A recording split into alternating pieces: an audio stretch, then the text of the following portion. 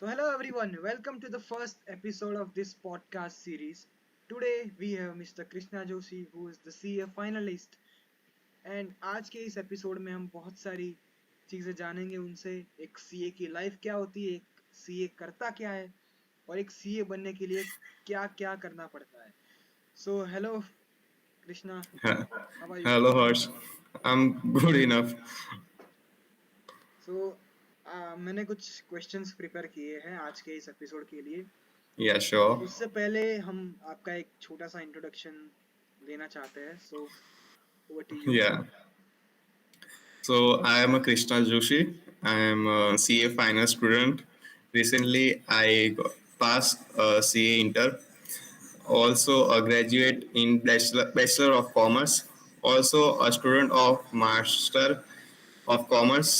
Also a student of Master in Business Administration. That's MBA MCom. Further, I have one YouTube channel and one Insta page. And yeah, that's my intro. मतलब MBA MCom सब कुछ साथ में CA articleship उस पे हम बाद में आएंगे कि आप टाइम कैसे कैसे मैनेज करते हो. But my first question to you is that कि what inspired you to choose a CA as a career और ये डिसीजन आपने कैसे लिया, मतलब कितना सोचा, कैसे लिया आपने, बताइए जरा उसके बारे में. After the 12th commerce, the CA is the only way to earn more things after the completing CA. Means कई सारे डिग्रियों के बारे में सोचा लेकिन सीए जितना कमा के देता है वो अदर डिग्रियां कमा के नहीं देती. So attract money is the most. So that's inspiring me. Money inspiring every student. That's why they're choosing a CA. One type of things. So that's inspiring me a lot to choose a CA. पैसों के लिए मैं कर रहा हूँ. बहुत ही honest है आप. मतलब पापा थैंक ने यू. आपको बोला था कि सीए कर लो बेटा, अच्छा रहेगा, कि आपने खुद पापा से ने किसी आपके सीनियर्स को देखा? आपके कोई सीनियर हाँ है क्या सीए में? नहीं नहीं कोई कोई सीनियर नहीं. बेसिकली मैंने जब सीए चूज किया था तो मुझे सीए के बारे में कुछ नॉलेज नहीं था. मुझे बस इतना था कि जैसे करके वो इंक्वायरी करने के लिए जाते हैं कोई भी इंस्टीट्यूट में. तो वहाँ पे गया तो उन्होंने कहा कि सीए पैसा कमा के देता है पैसे और इज्जत दोनों कमा के देता है सीए. सो पापा तो कुछ बोले नहीं लेकिन मेरी मन में इच्छा थी कि अब तो बस सीए ही करना है क्योंकि to be honest I am speaking I am that time I'm very like topper like person. so so अगर बीकॉम जैसा या बीबीए जैसे लाइन में जाओ तो वो मेरे को शोभा नहीं देता था. तो CA he better option for me. तो मुझे सीए के बारे में भी पता नहीं था लेकिन मैंने जब सीए स्टार्ट किया तब मुझे धीरे धीरे पता चला कि अच्छा सीए ऐसा भी कर सकता है वैसा भी कर सकता है. बस. तो मुझे ये बताओ कि एक सीए करता हम्म. क्या है एक कंपनी में, एक हम्म. सीए बना कैसे जाए, मतलब ट्वेल्थ के बाद कौन सी एग्जाम्स देनी होती है सीए के लिए, कितना टाइम लगता है. पहले पहले ये बताओ कि सीए करता क्या है एक कंपनी में. लुक सीए सब कुछ करता है जो आप कराना चाहो तो. सीए फाइनेंस संभाल सकता है. सीए फंड्स रेज फाइनेंस में फंड्स रेज करना है इन्वेस्ट करना है कौन सी कंपनी में कौन सा रिटर्न होता है अगर कंपनी का वैल्यूएशन निकालना हो तो वो कर सकता है. सीए टैक्स का भी संभाल सकता है tax returns GST returns all over things. CA accountancy first priorities वो अकाउंटेंसी भी कर सकता है. सीए कॉस्ट निकाल सकता है this particular product particular company particular things. So advice दे सकता है. सीए लॉ के रिलेटेड भी आपको कंप्लायंस फॉलो करवा सकता है. सीए इन शॉर्ट सब कुछ मैनेजमेंट भी कर सकता है. सीए इन शॉर्ट सब कुछ कर सकता है. There is the power of chartered accountancy in that course. So इसलिए तो सब कुछ पैसा कमा के देता है हमको. so how did you prepare for a CA entrance exam and ऐसी कौन सी स्ट्रेटजीज थी जो आपके लिए काम कर गई, मतलब पढ़ाई कैसे की, कोई पर्टिकुलर स्ट्रेटजी थी जो आप फॉलो करते थे, जरा उसके बारे में बताइए हमें. देखो अभी तो मैंने सीए फाउंडेशन और सीए इंटरमीडिएट दोनों लेवल ही पास किए हैं, तो दोनों लेवल में स्ट्रेटेजी डिफरेंट डिफरेंट। जब फाउंडेशन मैंने दिया था तो उसमें ऐसा था कि 12th तक मेरा गुजराती मीडियम था, और उसके बाद अचानक से English medium. So there's a transaction period or take a more time to connect the concept and the things which around me. Same So same. first attempt, हाँ, first attempt में I got failure, and after that second attempt I realized that concept really need you, not you need a concept। मतलब आप concept को अच्छी तरीके से समझ लो तो वो कॉन्सेप्ट आपके हो जाएंगे। तो वही इरादे से मैं आगे गया, कॉन्सेप्ट वाइज सब कुछ करना चालू किया after the failure of the first attempt in the CA foundation, and I got result on second attempt in the CA foundation. I got passing marks in the intermediate. uh, in the intermediate I realized that these subjects, the syllabus are huge and time is less, so I trying to prepare myself as now there's enough. I got attempt two fails and one pass in group one, second pass in group two, so I got a four attempt. So yeah, there's masters needs a failure. So yeah, that's something. So strategies are very clear from my side, that only a learning, hardworking, smart working, clearing a concept, and writing practice, something is really much you need. So that's are the basics which you need, and awareness of the subjects. There's maybe help to get pass out this both CA Foundation Intermediate. You said you failed your first exam.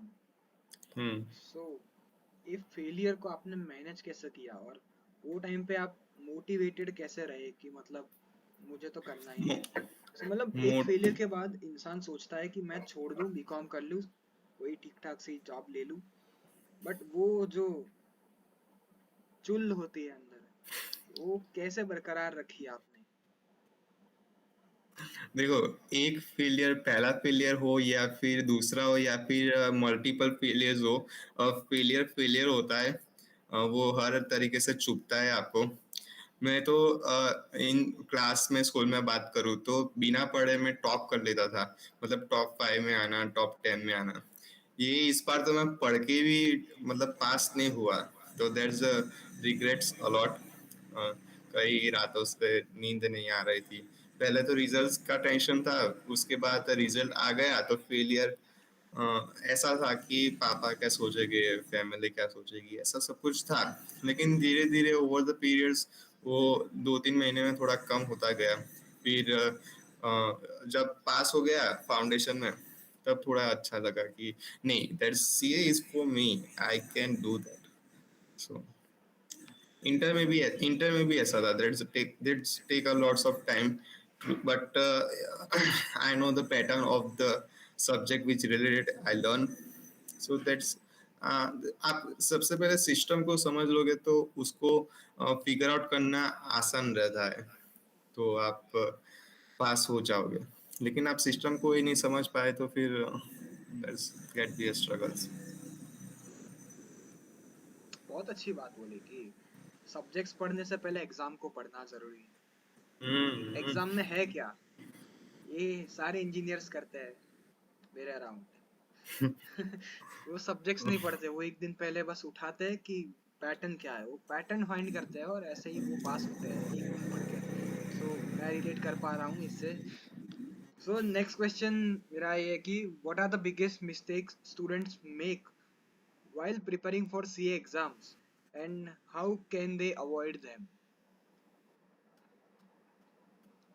लोग basically, if you are a person which, मतलब आप ऐसे इंसान हो जो आप बाहर से इधर अहमदाबाद या फिर कोई भी सिटी पे जा रहे हो सीए करने के लिए, तो उसका सबसे बड़ा फियर ये होता है कि वो पीजी में रहते हैं, paying guest, as a paying guest हो या फिर हॉस्टल्स में रहते हैं। तो वो ऐसा होता है कि पहली मिस्टेक जो अवॉइड करनी चाहिए वो है बुरी संगत। कि गलत संगत में आप ना जाए। ये तो तो सब में अच्छा रहता कॉमन है। है, ये सब में कॉमन। सब में नहीं, सब में कॉमन है, फिर भी लोग इसे फॉलो नहीं करते। कई बार ऐसा मैंने मैंने अपनी आंखों से देखा है कि जो सीए करने के लिए आते हैं वो फ्रेंडशिप के चक्कर में पड़ जाते हैं, वो अलग चीजों के संगत में पड़ जाते हैं। तो उससे दूर रहना चाहिए और ऐसे इंसानों के साथ ज्यादा बैठना चाहिए जो सम सॉल्विंग में ज्यादा हो या फिर कॉन्सेप्ट क्लियरिटी में ज्यादा हो। तो उस व्यक्तियों के पास ज्यादा बैठना चाहिए। That is a first need. अगर आप लेक्चर्स के दौरान ऐसा सब कुछ नहीं सीखेंगे, मैंने कहा ना कि एक अवेयरनेस होती है, वो अवेयर आप फॉलो नहीं करोगे तो फिर some kind you delay your attempt. So yeah that's the things. और दूसरा ऐसा है कि दूसरी मिस्टेक ज्यादातर लोग करते हैं कि वो सिस्टम को फॉलो नहीं करते। मतलब सिस्टम बेसिकली क्या होता है कि सीए में आते हो तो आपको 10 to 12 आवर्स और उससे ज्यादा पढ़ना ही पड़ता है।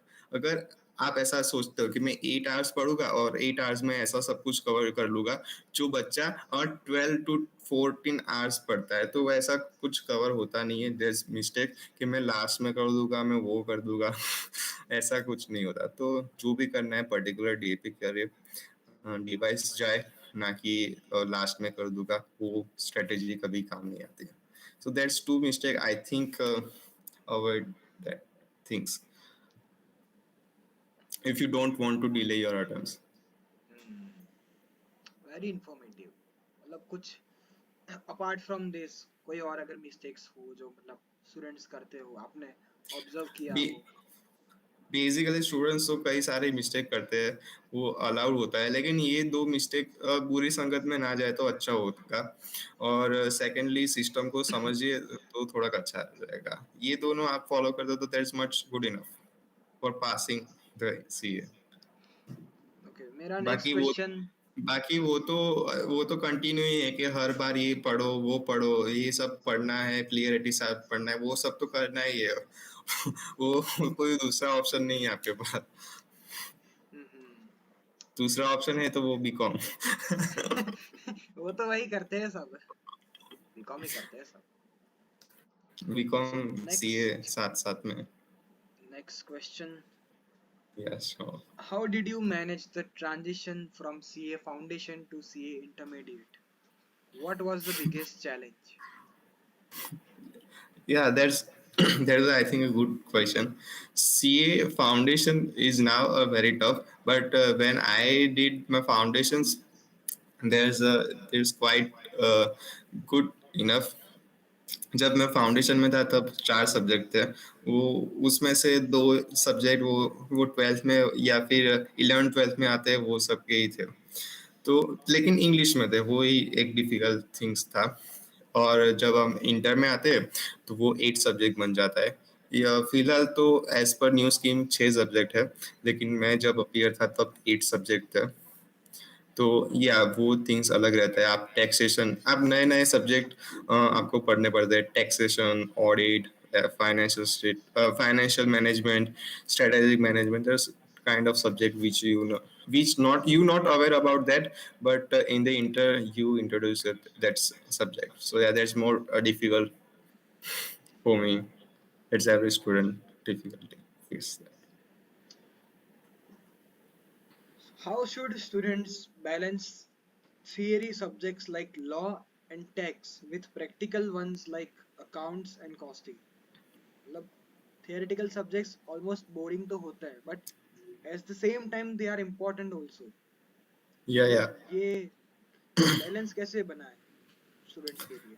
लोग कई लोगों को मिसकंसेप्शन होता है कि थियरी वाले जो सब्जेक्ट होते हैं जैसे कि लॉ, ऑडिट, वैसे सब, तो वो थियरी वाले सब्जेक्ट होते हैं। लेकिन as per the my point of view, there are not theory type subject, they are really based on the practical subject. जो सब्जेक्ट आपको प्रैक्टिकल लाइफ में इतना ज्यादा एप्लीकेबल हो, तो that's called my point of view, that's called a practical subject rather than the accountancy and costs। because आप कई जगह देखते हो कि आपको पुलिस ने पकड़ लिया तो उस पर क्या लॉ है। आप गुड्स परचेज सेल कर रहे हो तो उसका क्या लॉ होता है, एक्सपोर्ट इम्पोर्ट वो करते हो तो उसका क्या लॉ होता है। तो ये this real life practicals things which you need cover. So वो थियरी वाले सब्जेक्ट होते हैं, वो प्रैक्टिकल लाइफ के सब्जेक्ट होते हैं।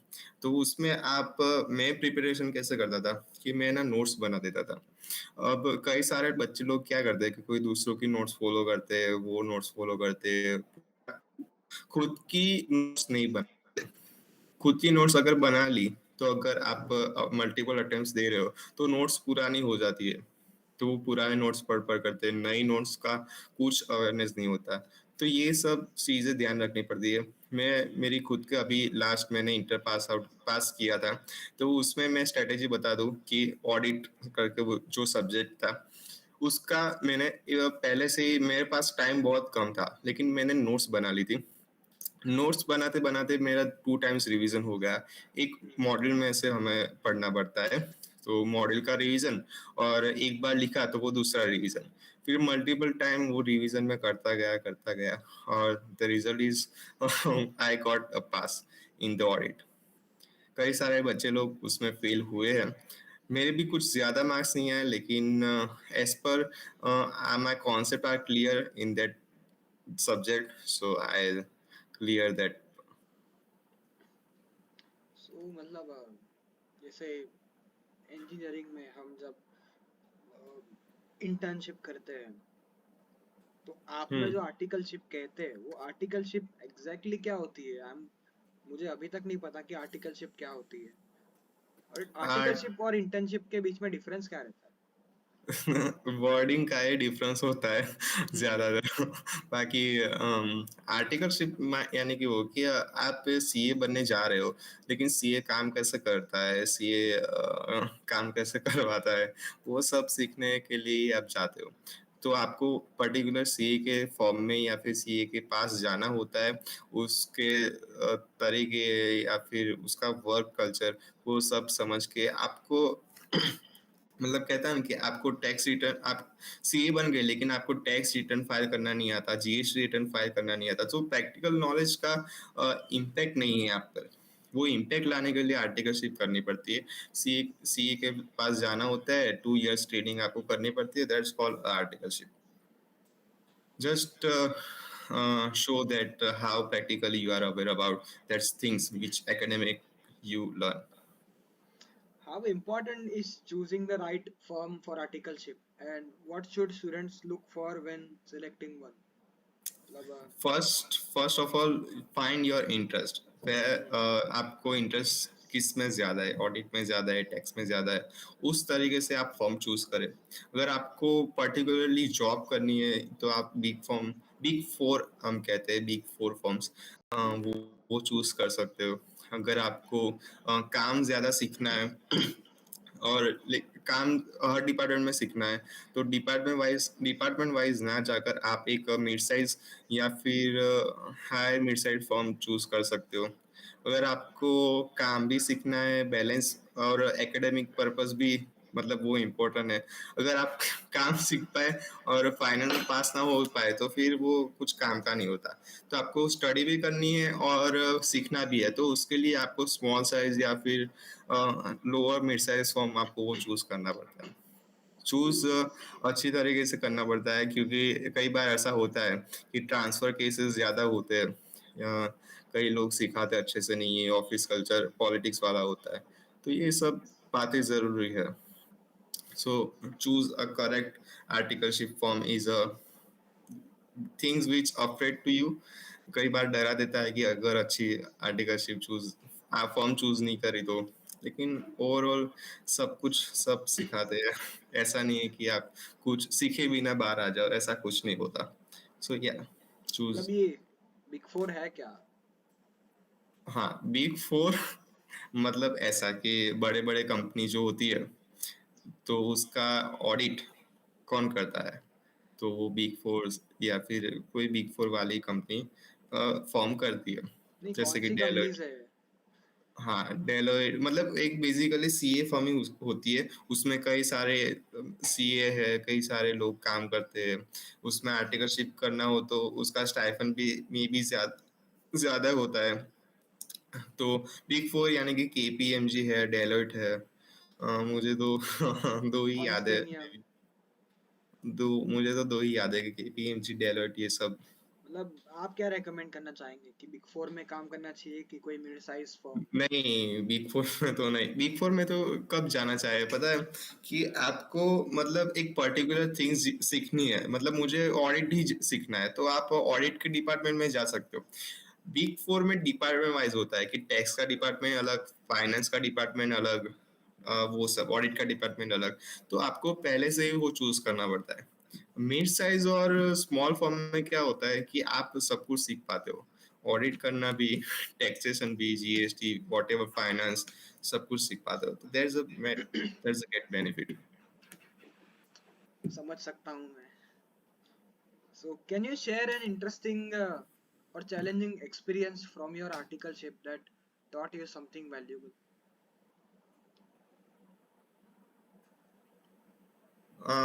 I think I experienced a lot in the audit time and in the duration of अभी तो मार्च एंडिंग चल रहा है, तो या थोड़ा प्रेशर सिचुएशंस तो है। लेकिन अभी तो मैं क्या नया नया आर्टिकलशिप किया है, तो उतना ज्यादा एक्सपीरियंस मिला नहीं है मुझे।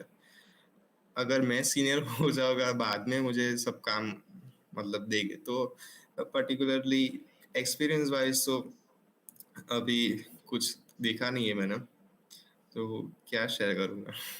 कोई हाँ, इंटरेस्टिंग एक एक स्टोरी हो, मतलब कुछ भी। या एक चीज मैं शेयर करना चाहूंगा।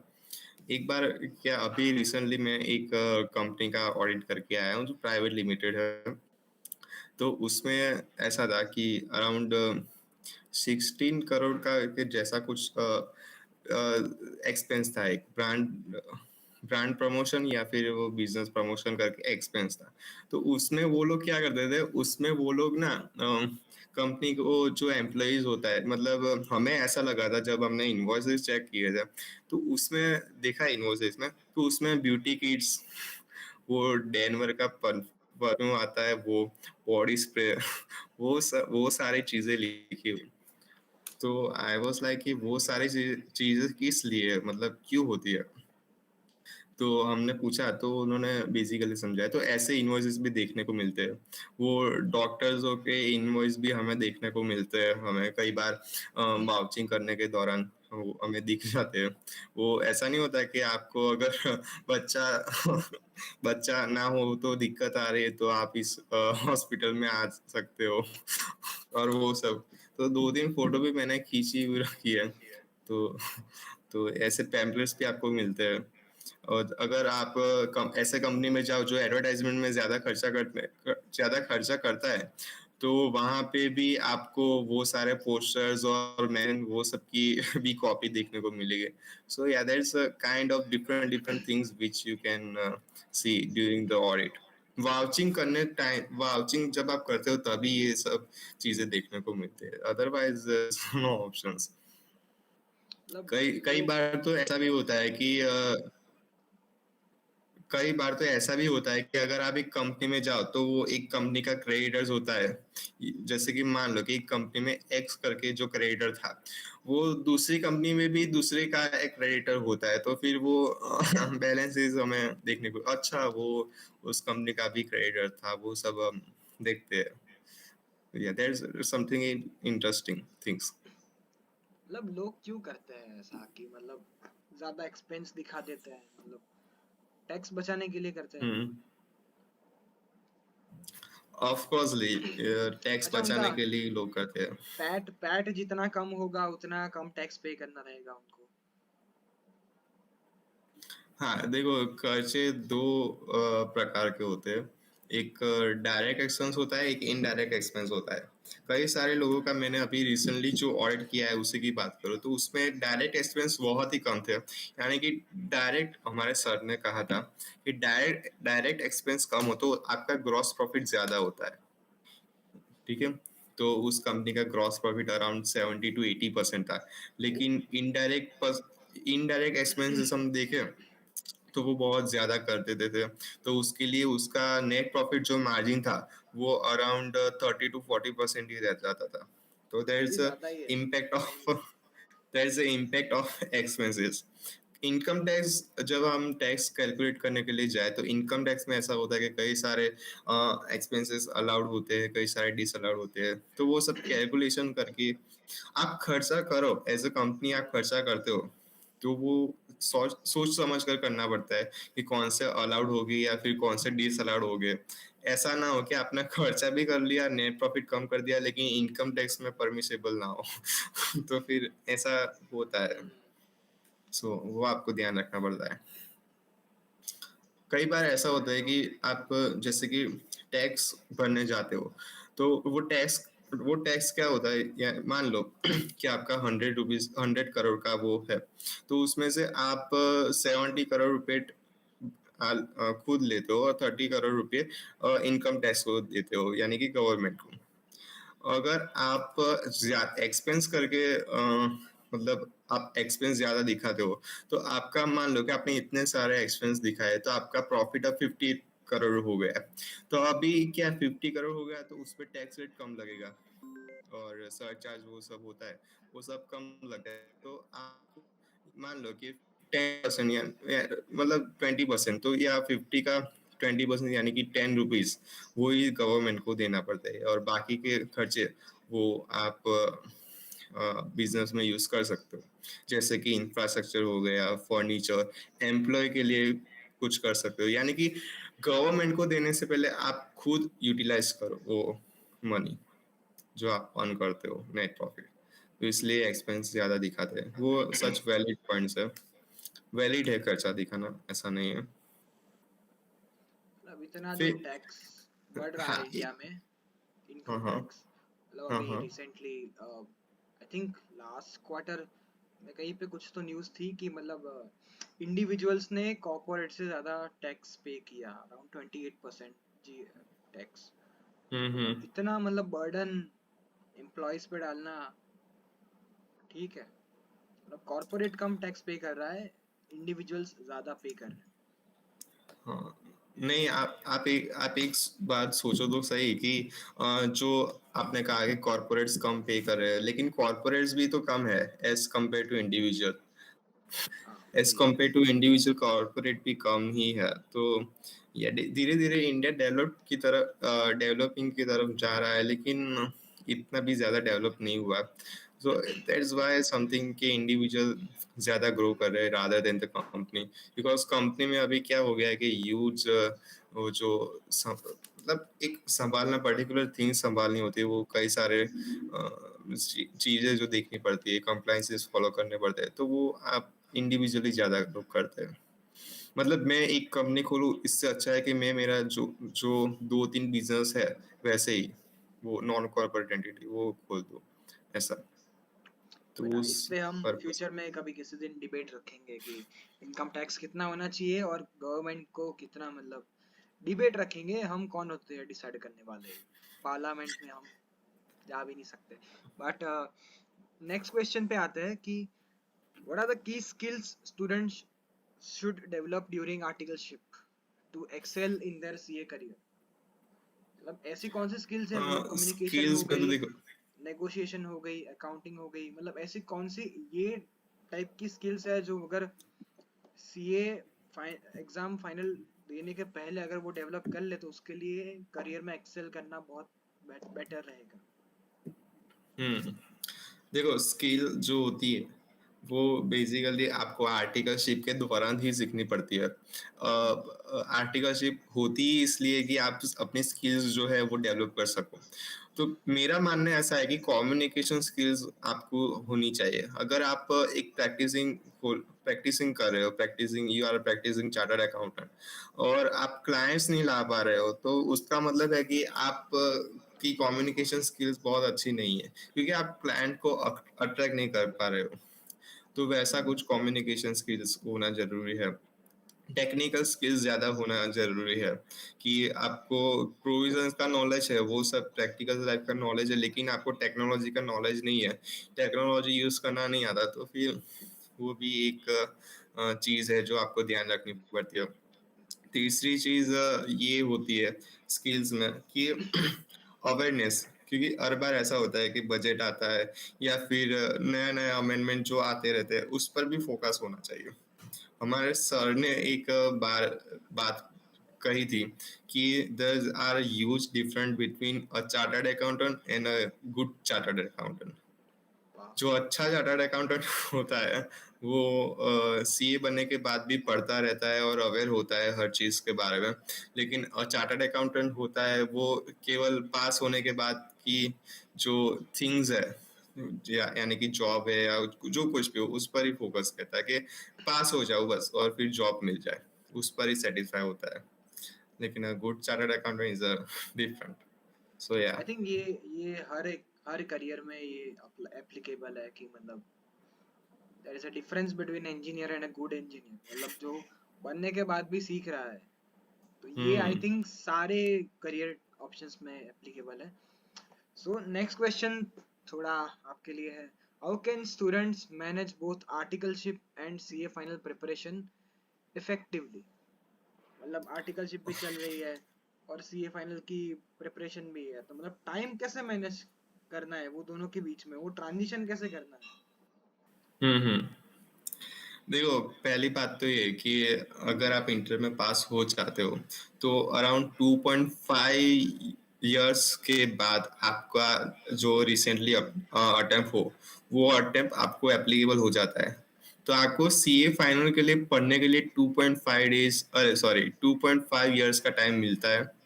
लेकिन स्टार्टिंग के इयर्स में कोई पढ़ता नहीं है या मैं भी इतना ज़्यादा फोकस नहीं रहता हूँ। सो आपको अगर पढ़ना है तो आप दो तरीके से चूज कर सकते हो, या फिर आप ऑनलाइन जा सकते हो या फिर आप कोई फेस टू फेस कोई कोचिंग क्लासेस हो वहाँ पे ज्वाइन कर सकते हो। मैंने ऑफलाइन क्लासेस चूज किए, वो सवेरे के लेक्चर्स वो सब होते हैं तो वो मैनेज करना पड़ता है। तो या ड्यूरिंग द आर्टिकलशिप ऐसा होता है कि अगर आप एक स्मॉल फॉर्म में जाते हो तो स्मॉल फॉर्म में परसेंटेज वाइज आप बात करें तो स्मॉल फॉर्म में आप जाते हो तो सीखना उसमें 60% होता है और पढ़ना उसमें 40% होता है। अगर आप एक मेरे साइज में जाते हो तो उसमें सीखना 80% होता है और पढ़ना 20% हो जाता है। लेकिन आप उससे भी हायर साइड जाओ तो 90% 95% और पढ़ना 5% ऐसा रेशियो होता है।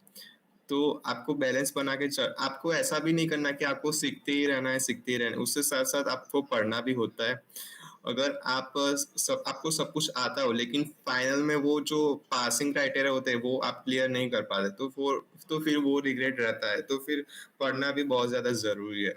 सो मैनेज किसी भी तरह आपको करना ही पड़ेगा। तो कोई ऑप्शन हमारे पास नहीं होता। आपको रात को पढ़ना पड़ता है, सुबह पढ़ना पड़ता है। ड्यूरिंग आर्ट कई सारे स्मॉल फॉर्म्स में ऐसा होता है कि काम ना हो तो वो अलग से पढ़ते हैं।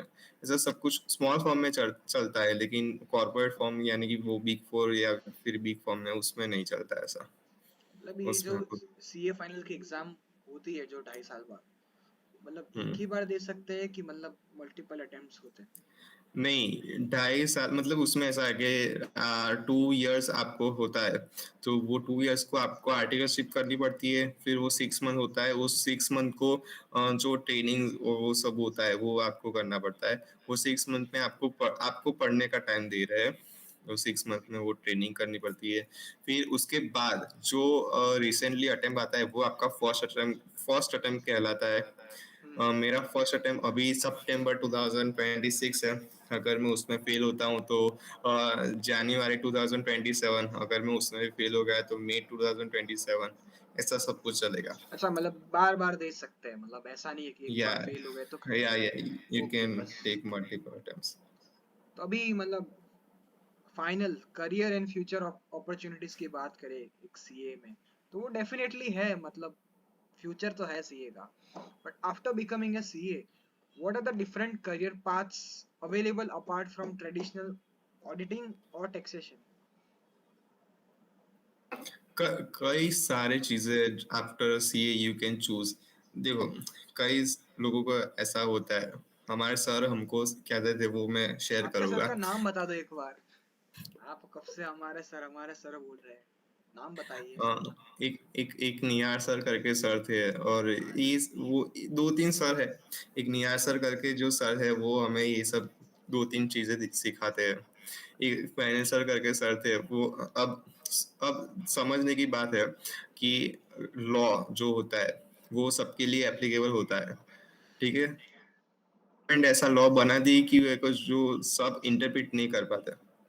मतलब एक नॉर्मल लैंग्वेज में लॉ क्यों नहीं लिखा जाता, ये आपने कोई बार सोचने की कोशिश की कि एक नॉर्मल लैंग्वेज में लॉ क्यों नहीं लिखा जाता? क्योंकि अगर लॉ नॉर्मल लैंग्वेज में लिखा जाए तो फिर वकील लोग होते हैं, लॉयर और जज, वो सब होते हैं, वो अगर कमाएंगे कैसे तो फिर ऐसा। ये तो खुद। अगर आप टैक्स सिंप्लीफाई किया जाए तो एक सीए चार्टर्ड अकाउंटेंट कमाए कैसे तो फिर, तो उसके लिए उसकी वजह से ये सीए और ये सब होता है। और हम वो जरिया है जो आपको गवर्नमेंट और आपको दोनों को जोड़ने का काम करती है। सो या हाँ, तो हमारे सर कहते थे, कहाँ थे हम? सीए में, सीए बनने के बाद हाँ, कौन कौन से बनने के बाद, ऑडिटिंग हाँ। और टैक्सेशन के सिवा कौन से डिफरेंट पार्टीज है जो हम चूज कर सकते हैं? हाँ देखो, हाँ, अगर मुझे जाना हो, अगर मैं सीए बन गया आज, और अगर फर्स्ट ऑफ ऑल सीए बनने के बाद लोग कहते हैं कि प्लेसमेंट मिल जाती है, प्लेसमेंट मिल जाती है। लेकिन प्लेसमेंट आपको कब मिलेगी? जब आप एक फ्रेश चार्टर्ड अकाउंटेंट हो गए, यानी कि फर्स्ट अटेम्प्ट में क्लियर हो गए और वो सब।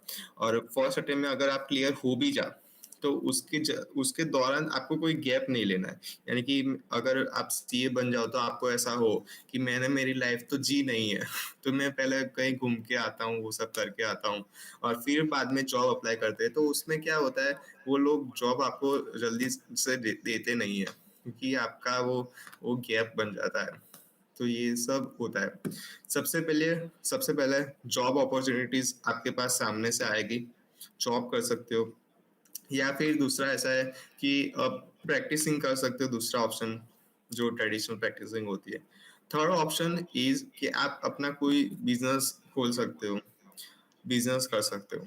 फोर्थ इज आप एडवाइजरी कर सकते हो, एडवाइस, कंसल्टेंसी, ये सब आप कर सकते हो। ये तो आप सीए बनो ना बनो तो भी कंसल्टेंसी और वो सब कर सकते हो।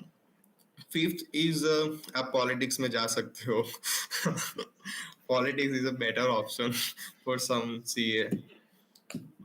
अब तो नाम तो मैं नहीं देख सकता, लेकिन आप ये इसमें जा सकते हो।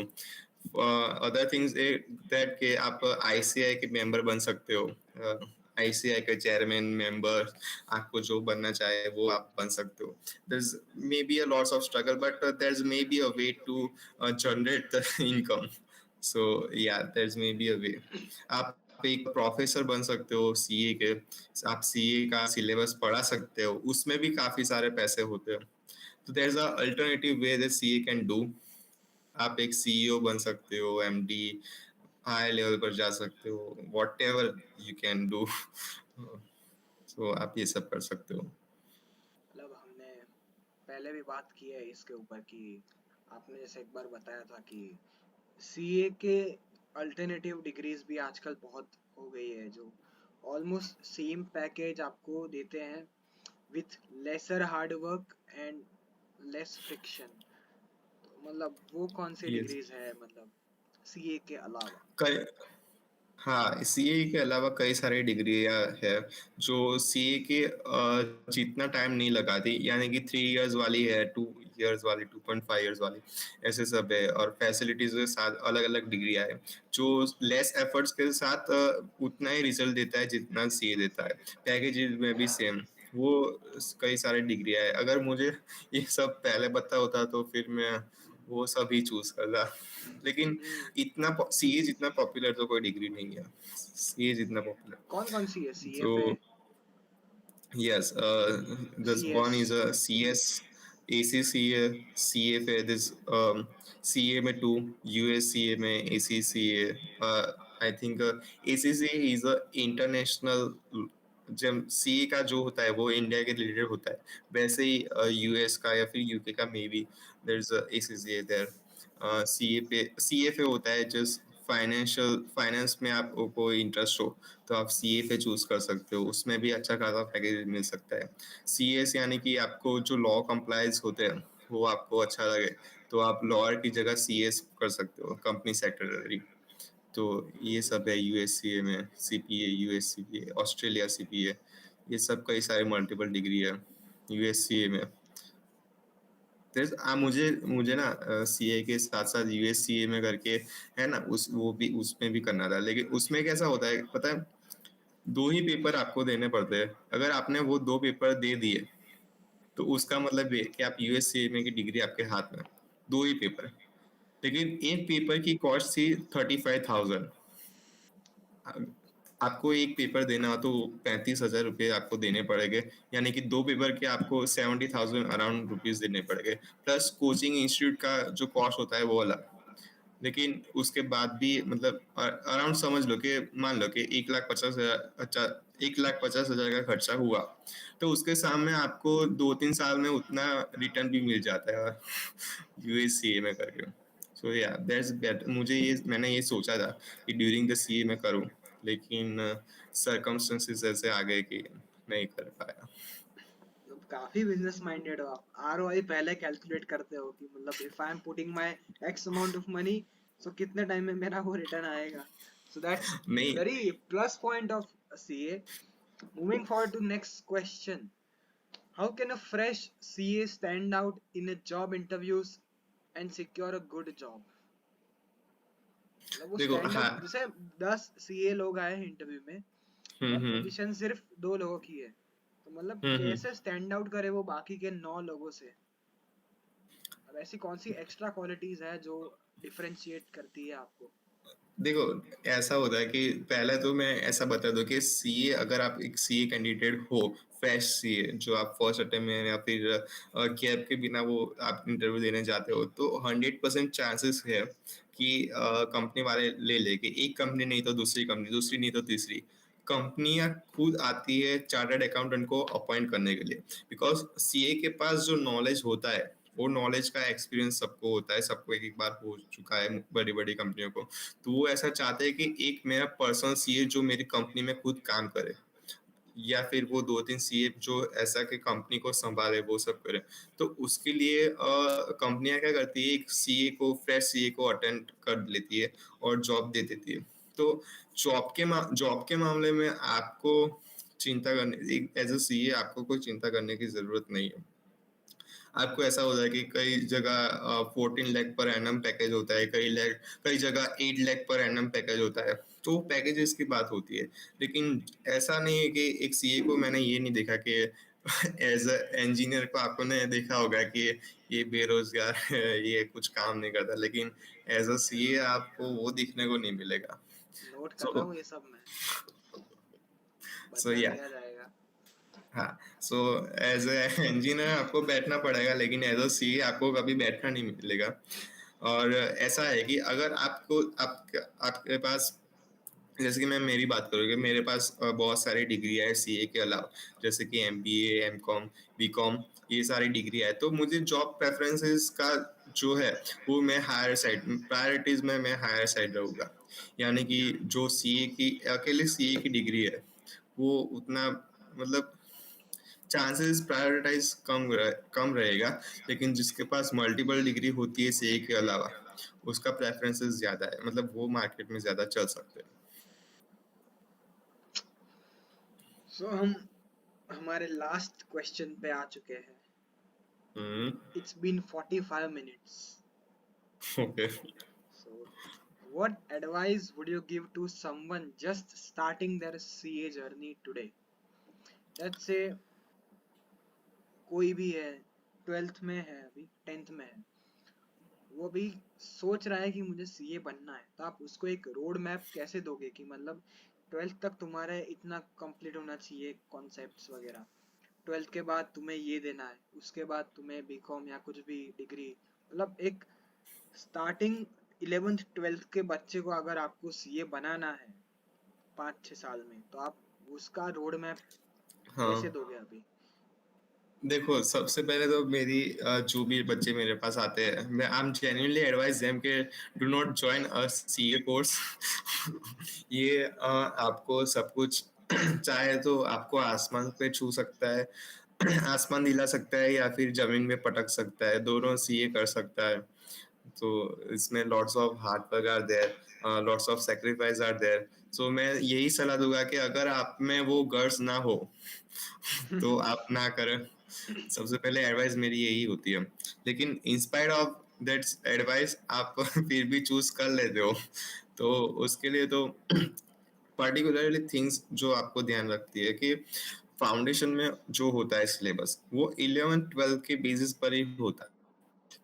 11th 12th पे आपका कॉन्सेप्ट का हो जाए तो फाउंडेशन आपके लिए मच इजियर, मच स्मूदर रहेगा। ट्रांजिशन पीरियड मतलब वो होता है कि गुजराती मीडियम का बच्चा इंग्लिश मीडियम में जब स्टार्टिंग से आए तो उसको मतलब कई सारी चीजें समझ में नहीं आती। जैसे कि मैं बात करूँ कि एक आउटस्टैंडिंग अमाउंट था, मतलब जब स्टार्टिंग स्टार्टिंग में मैं फाउंडेशन में था तब स्टार्टिंग स्टार्टिंग के लेक्चर में एक आउटस्टैंडिंग करके कुछ था। अब आउटस्टैंडिंग का वो मतलब होता है गुजराती में कि मड़वानु बाकी, हाँ, बराबर। तो उधार। वो था। तो मैंने जब आउटस्टैंडिंग दिखा तो अब, हाँ, मैंने क्रिकेट देखा हुआ था तो क्रिकेट में क्या outstanding six. So I was like outstanding amount. Oh, means a जोरदार amount. Means a जोरदार amount. So after that, I asking the sir what is the outstanding amount. That means a जोरदार amount.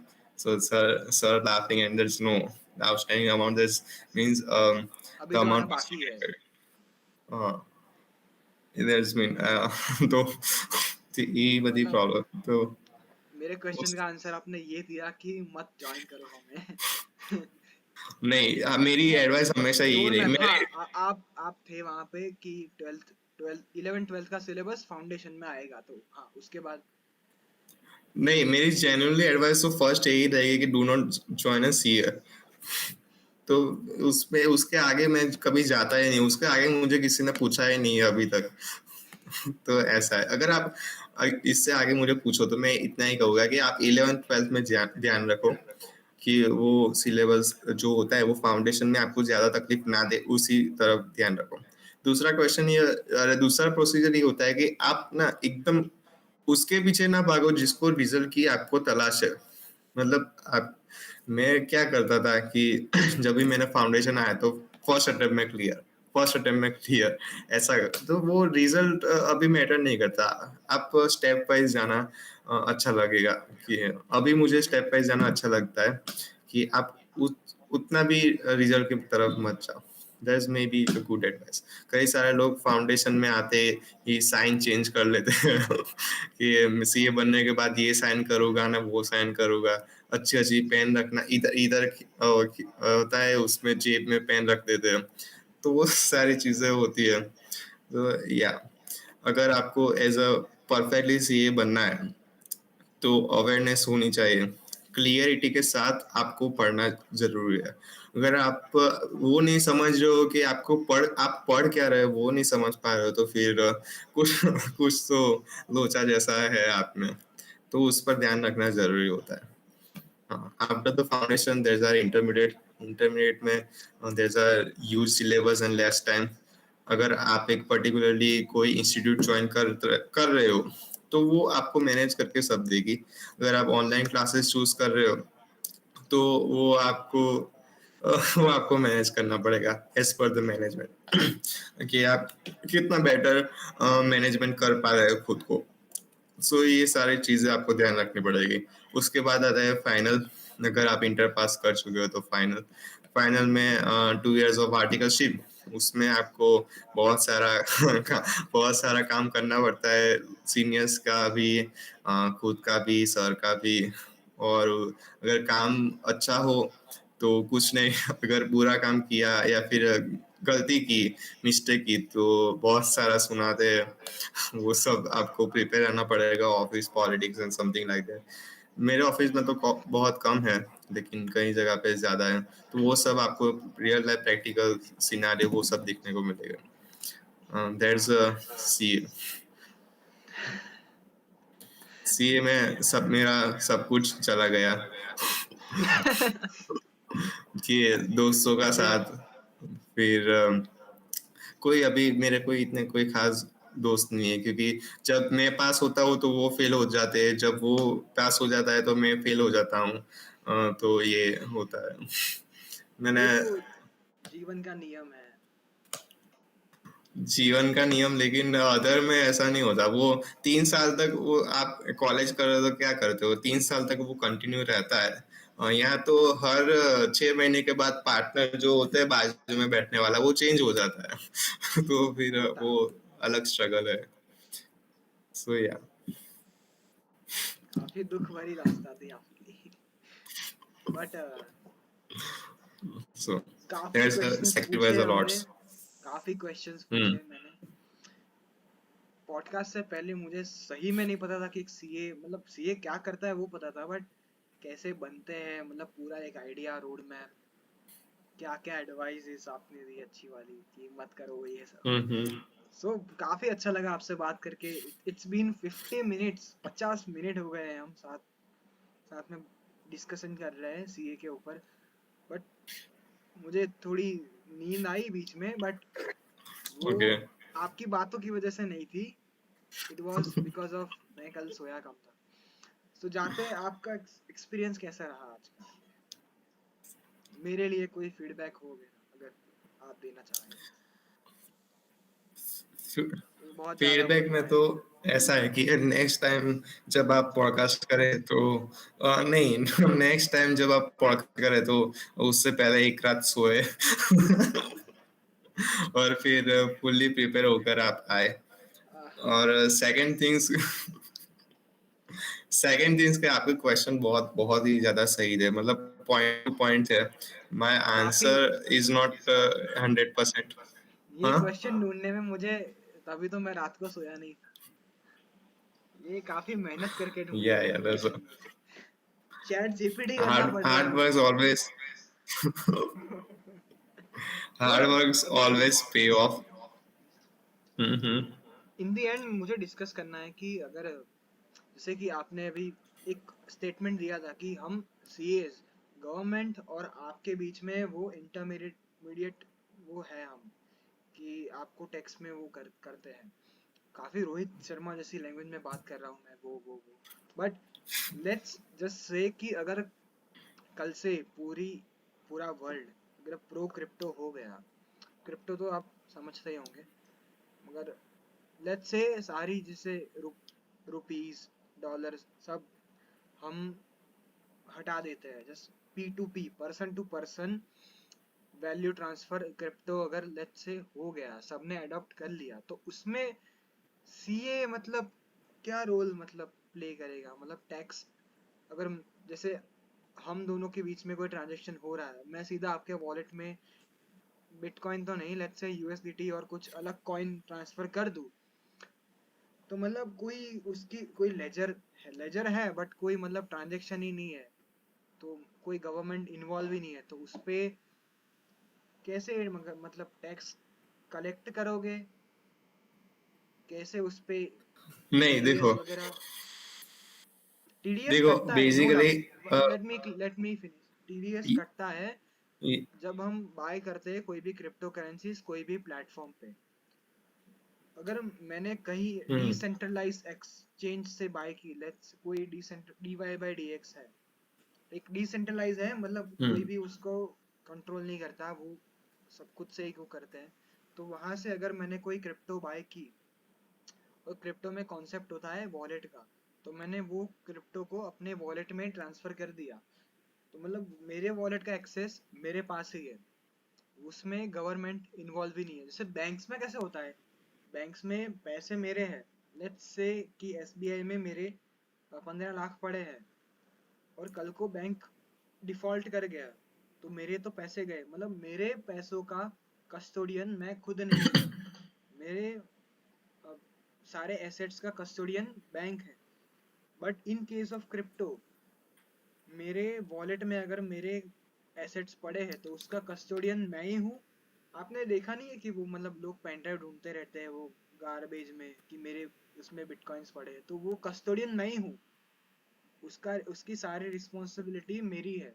तो अगर वो मेरे से गुम हो गए तो वो सारे पैसे गए, वो उसमें कोई आरबीआई बीच में नहीं आता कि मैं 5 लाख तक गारंटी करूंगा। बट अगर लेट्स से 5 साल बाद की बात करूं, मैं फ्यूचर की बात करता हूँ अभी, कि 5 साल बाद लेट्स से सब लोग क्रिप्टो पे शिफ्ट हो गए, लोग P2P पर्सन टू पर्सन में क्रिप्टो में ट्रांजेक्शन्स करने लगे। मैं जैसे कोई भी पार्लर में जाता हूँ, पान पार्लर में, मेरे को लेट्स से 200 रुपए का बिल आया, मैंने दूध वगैरह सब ब्रेड वगैरह खरीदा, तो मैं 200 रुपए के इक्विवेलेंट के कोई भी क्रिप्टो कॉइन उसके वॉलेट में ट्रांसफर कर दूं, तो उसके साइड से इनकम टैक्स कैसे अकाउंटिंग होगी फ्यूचर में, और मेरे साइड से मतलब क्या होगा, मेरी सारी इनकम लेट्स से मैं एज अ फ्रीलांस अभी कर रहा हूँ यूएक्स यूआई डिजाइन, तो मेरे अगर फॉरेन का कोई क्लाइंट है, वो मुझे क्रिप्टो में मेरे को पेमेंट देता है मेरी, और वही पेमेंट मैं मेरे वॉलेट से यहाँ पे किसी स्टोर को देता हूँ। तो ये सारे हम्म सिचुएशन में टैक्स कैसे काउंट होगा, और गवर्नमेंट क्या सोच रही होगी इसको सिस्टमाइज करने के लिए। तो मेरा ओपन एंडेड क्वेश्चन है, ये डिस्कशन है। Over to you. मैं जानना चाहता हूँ सही में, because I am a pro crypto, मुझे चाहिए कि पूरे वर्ल्ड में क्रिप्टो आ जाए, ये बीच में से सारे निकल जाए लोग। मैं क्यों दूं किसी को टैक्स मेरी चीज का, क्यों दूं, बताइए। देखो, I think you are very frustrated. आप टैक्स देना तो चाहते हो, लेकिन आपकी इनकम भी तो उतनी होनी तो पड़ेगी ना। नहीं नहीं, लेते हैं वो 30% फ्लैट टैक्स लेते हैं। नहीं, हाँ, देखो प्रोविजन पर्सनल नहीं हो रहा, मैं उसका डिस्कशन कर रहा हूँ, आप पर्सनल हो रहे हो अभी। नहीं, नहीं, मतलब देखो, कैसे, मतलब अगर मैंने इतना पूछा कि लेट्स से फ्यूचर में अगर ये हो गया, वर्ल्ड समझ प्रो गया, क्रिप्टो हो गई, तो उसमें टैक्स कलेक्ट कैसे करेंगे। समझ, देखो, बेसिकली फिलहाल का प्रोविजन जब तक मुझे याद है उतना ऐसा है कि transfer of crypto, that's mean 30% flat rate. Flat rate तो मालूम है, 30%, यानी कि आपने 100 कमाया है तो 30 गवर्नमेंट का, ऐसा। अभी का फिलहाल प्रोविजन तो यही है कि अगर क्रिप्टो में आपने एनी ट्रांसफर, आप एक वॉलेट से दूसरे वॉलेट, या फिर इन जो अलग डेफिनेशन होती है वो, लेकिन इन शॉर्ट गवर्नमेंट में सिर्फ स्पेसिफिकली बोल दिया है कि any transfer which you made crypto currency, that's 30% flat rate. That's mean वो सारा कॉन्सेप्ट तो चला गया। आपका आधा क्वेश्चन तो वहीं से ही वो हो गया कि क्रिप्टो करेंसी पर 30% टैक्स रेट आपको देना ही पड़ेगा, आप जितने भी अमाउंट दे उसमें, ठीक है। In the case of a future तो uh, अभी अभी फिलहाल की सिचुएशन क्या है पता है आपको, कि कैश पेमेंट जो बेसिकली क्या होता है कि ऑफलाइन और ऑनलाइन पेमेंट दोनों होता है। तो अभी ऑनलाइन पेमेंट का वर्चस्व थोड़ा ज्यादा हो गया है। कंपनी यूज टू पे like bank RTGS NEFT, that's type of payment which company made to that other company। उसके अलावा कैश पेमेंट बहुत ही कम होता है, यानी कि आप ऑफिस में खाना खा रहे हो, ऑफिस में पार्टी कर रहे हो, ऑडिटर के लिए अगर आप पैसे खर्च कर रहे हो खाने के लिए, वो सब, तो उसके अलावा कुछ खास कैश पेमेंट होता नहीं है। और कैश पेमेंट हो तो वो इनकम टैक्स में अलाउड होता नहीं है, तो इसी वजह से लोग, कंपनियां क्या करती है, बैंक टू बैंक ही ट्रांसफर करती है, तो उससे रिकॉर्ड अच्छा क्लियर हो जाता है। When I'm talking about the cryptocurrency, तो अभी क्रिप्टो करेंसी का कॉन्सेप्ट मुझे लगता नहीं है कि आने वाले 2000-3000 साल तक that's crypto it for today, currency that's आएगी। It for today. कोई ना, किसी नहीं, और दिन हम नहीं, बैठ के डिस्कस करेंगे इस पे पूरा क्रिप्टो, टू मैं पूरा टू एक्सप्लेन बी करूंगा नहीं, स्टार्टिंग जस्ट अ से लेके सेकंड, एंड टू तक। Be to be honest on speaking, मुझे लगता नहीं है कि क्रिप्टो करेंसी इतनी जल्दी आ जाएगी। ये क्रिप्टो करेंसी लोग क्या देख रहे हैं कि एज अ इन्वेस्टमेंट देख रहे हैं कि मैं ये क्रिप्टो ले लेता हूँ, अगर भाव ज्यादा होगा तो उसमें मैं बेच दूंगा। मतलब क्रिप्टो करेंसी को लोग शेयर मार्केट की तरह रखते हैं, हाँ, तो वो लोगों ने वो टू सम कॉन्सेप्ट वो एक्सटेंट अभी इट देखा इज नहीं ट्रू, है। इट इज ट्रू, या, बट यूएस की जो गवर्नमेंट है वो अभी टोटल बिटकॉइन का सप्लाई है 21 मिलियन, उसमें से हम्म 1 मिलियन बिटकॉइंस यूएस गवर्नमेंट चाहती है कि वो अपने रिजर्व में ऐड करे। 1 million is almost like 5% of overall supply. Bitcoin के 100% सप्लाई है, हम्म उसमें से 5% यूएस गवर्नमेंट खुद के लिए परचेस करना चाहती है, और ऐसी और भी 4-5 करेंसीज है जो यूएस गवर्नमेंट कहती है कि मुझे अपने रिजर्व्स में चाहिए। सो मैं दैट्स वाई, और हम्म 2030 तक मुझे लगता है कि क्रिप्टो आ जाएगी, बिकॉज ये मैं ऑन रिकॉर्ड बोल रहा हूँ।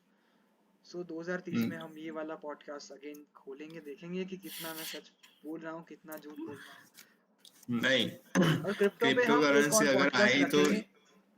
क्रिप्टो पे हम एक पॉडकास्ट रखेंगे। आज आज की अगर आप समरी दे दे, आज हमने क्या क्या डिस्कस किया। नहीं, जस्ट अ सेकंड, अगर क्रिप्टो करेंसी आई ना, वो तो भी वो यूएस के लिए आई होगी, इंडिया के लिए वो इतनी ज्यादा खास नहीं होगी। वे इंडिया का माइंडसेट अभी वही है कि वो invest as a share market, as a investment की तरह ही देख रहे हैं। वो आप जैसा कह रहे हो कि वो दूध वाला चाय वाला वो 10 रुपये बार्टर, ये सब अभी क्रिप्टो में तो नहीं हो सकता। कल किसने ऐसा देखा है? पॉसिबल नहीं है वो। कल किसने देखा है? कल इट्स जस्ट अ प्रिडिक्ट तो गेम कर ऑफ सकते हैं ना प्रोबेबिलिटी हम आज। And positioning. पोजिशनिंग आपकी कहाँ है फ्यूचर ग्रोथ में, यू प्रोबेबिलिटी कितनी है कि ये वाली इंडस्ट्री आगे बढ़ेगी, उसी को कैलकुलेट करके मैंने थोड़ा रिसर्च किया है इसमें पिछले 3 साल से। नहीं, थोड़ा थोड़ा थोड़ा मैं अगर बताऊं कि यूएस में क्या होता है कि टू टू वेज होता है कि अगर आप कोई क्या कहते हैं, कोई भी extreme may points be, go at. नहीं जस्ट अ सेकेंड, कोई भी दुकान पे आप जाते हो अमेरिका में या फिर कोई भी अदर थिंग्स, कि आप वो शॉप में गए, तो शॉप में क्या होता है कि वो सामने वाले पर्सन के पास वो सिस्टम होती है कि वो क्रिप्टो करेंसी क्या ट्रांसफर कर सके, यानी कि सेल बाय वो सब कर सकते हैं। और जो पर्सन जाता है उसके पास भी वो सिस्टम होती है, लेकिन I am talking about the India, तो वो अभी सिस्टम टू वे नहीं है, one way he may be हो सकता है कि जो समझदार हो वो क्रिप्टो करेंसी यूज करे, लेकिन ऐसा जरूरी नहीं है कि सामने वाला जो दुकानदार हो वो भी क्रिप्टो करेंसी यूज करे। So there may be a सब different things. So let's see 2030 really what we appreciate see now. Really appreciate your concerns, but 2016 में जब यूपीआई आई थी तब हमने भी नहीं सोचा था कि कोई दुकान वाला कैश की जगह बोलेगा कि भाई यूपीआई कर दे हमें। तो 5 साल बाद क्या होने वाला है हमें नहीं पता, तो हम सिर्फ But they are huge speculations difference है। between the cryptocurrency and the online transactions. Almost same है, आपको बस वॉलेट बनाना है, Almost उसमें क्रिप्टो ऐड almost करने हैं बस, और आपको क्यूआर कोड स्कैन करना है और ट्रांसफर करना है। दैट्स व्हाई आई लेकिन एम सामने सेइंग। वाले के पास भी तो क्रिप्टो होना चाहिए ना, वो भी इंटरेस्टेड होना चाहिए ना कल खरीदने के किसने लिए। देखा है? कल की बात कल करते हैं, हम एक और पॉडकास्ट में मिलेंगे क्रिप्टो की बातें करने के लिए, जहाँ पे हम एक पैनल बिठाएंगे और स्पेसिफिकली श्योर डिस्कशन करने के लिए कि क्रिप्टो सही है नहीं है, श्योर उसकी स्टार्ट कहाँ से हुई। 2009-10 में बिटकॉइन का जब फर्स्ट पेपर रिलीज हुआ, पेपर पे डिस्कशन करेंगे। फिर 2016 में इथेरियम आया, फिर कैसे इंडस्ट्री बूम हुई, कितने ट्रिलियन की इंडस्ट्री है, कितना परसेंट बिटकॉइन होल्ड करता है, उस पे हम डिटेल्ड में एक और पॉडकास्ट करेंगे। बट आज के लिए इतना ही। थैंक यू सो मच आप आए हमारे पॉडकास्ट पे, मुझे सही में अच्छा लगा। Welcome welcome. और आप आते रहिएगा ऐसे ही। हम अभी हम नेक्स्ट टॉपिक पे जो डिस्कशन करने वाले हैं, आज हमने डिस्कस किया सीए जर्नी पे। नेक्स्ट पॉडकास्ट में हम डिस्कशन करने वाले हैं कि एक बैलेंस शीट और प्रॉफिट एंड लॉस स्टेटमेंट कैसे पढ़ी जाए। आप स्टॉक मार्केट में अगर इन्वेस्टमेंट करने वाले हो तो उसकी क्वार्टर एंड क्वार्टर या फिर किसी भी टाइप की बैलेंस शीट होती है, तो वो कैसे पढ़ी जाए फ्रॉम अ सीए पर्सपेक्टिव।